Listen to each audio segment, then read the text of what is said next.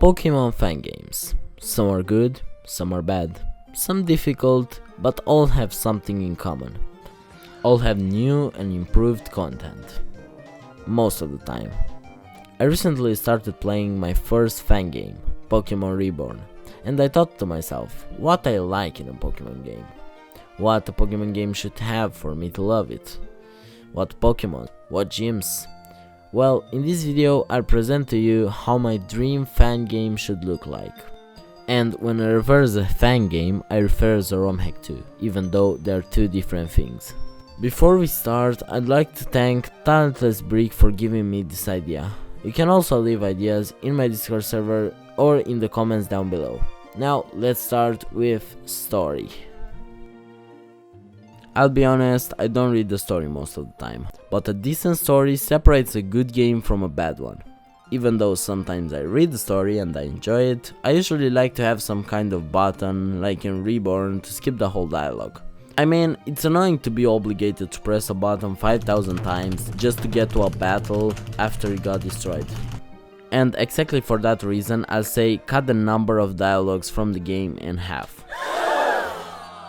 Okay, not really in half, but a decent amount that you can understand the story and play the freaking game. I want a balance between reading countless dialogue lines and trying to be the very best like no one ever was.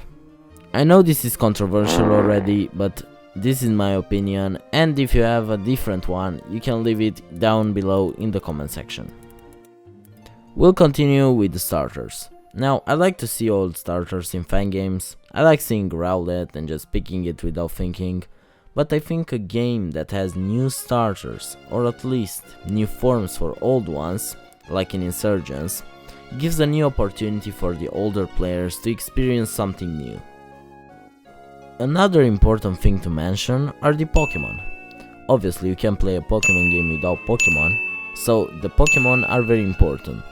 As I said before, I like to see new forms for older Pokémon. Maybe a poison type Cherubi or a new steel type evolution, you name it. Something new, but the most important thing is that the Pokémon should make sense in that region. You can't just put a Sunflora in a region based on Alaska. Now for the gym leaders. I think I want something new. A new type, a new challenge, a new gimmick. So I'd like a new gym system. Something that can make the game less repetitive. The challenges can stay. They make every gym unique, if you don't count the ghost and fighting gym in Pokemon Sword and Shield. But we can see a good gym gimmick in the same games. The fairy gym leader, Opal, asks you questions in battle. If you answer them right, you're going to get a stat boost, but if you answer them wrong, a random stat will drop by one stage. This fight is not the best example. The gimmick is simple, but the idea is there. A gimmick like this would make some great gyms with great new mechanics. Another change I'd like to make would be the Scarlet and Violet gym change. More exactly, the fact that you can fight the gym leaders in any order. But unlike those games, each gym leader should have a team depending on your number of badges. For example, if you don't have any badges, a gym leader Pokemon should have a small level. But if you have 7 badges, the same gym leader should have high level team with good moves and good abilities. I know this would be hard to implement, but it would be a great change that would make the game less repetitive when you play it for the 10th time. Now let's continue with the rival. I'll give you all my money just to make a good rival. For example, not Hop. A good rival is like the honey on a piece of bread. It's necessary, but it has to be good too. But now let's ask ourselves, what makes a good honey? Maybe the backstory, how the bee took the pollen and made the honey. Or how sweet it is, how powerful and good the rival is. Well, our honey has to be an copy-paste. No, literally, an copy-paste. In my opinion, N is the best rival in the whole Pokemon franchise. Good backstory, a challenging battle, but I don't understand why he is changing his mons after every battle. 5 battles in the main story, 18 Pokemon, and the only one that stayed in the team more than one battle was Clink.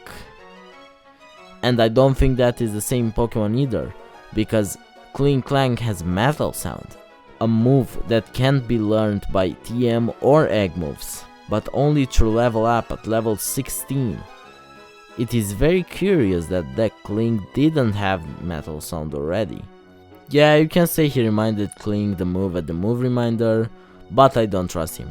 But hey, that's just a theory, a game theory. Anyway, besides that, N is still the best rival, so let's continue with the region. If you didn't know already, I like games that have the Metroidvania subgenre.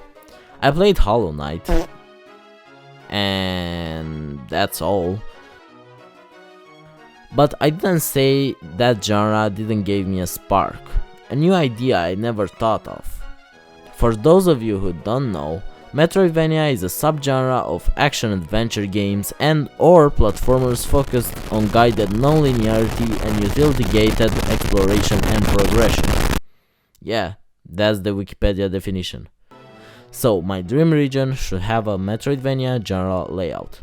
That means less linearity like in Galar, and focuses more on coming back to all places after get a specific item or key, like in Hoenn, where you need more HMs than Pokemon that can learn those HMs. Because if you start with Torchy, good luck carrying an HM mule with you just because Blaziken can learn like 3 of the 8 HMs necessary to beat the game. Besides that, every place in the region should have a story to tell, just from the environment. Many developers tend to rush the game without adding small details for fans to discover. I'll refer again to Hollow Knight.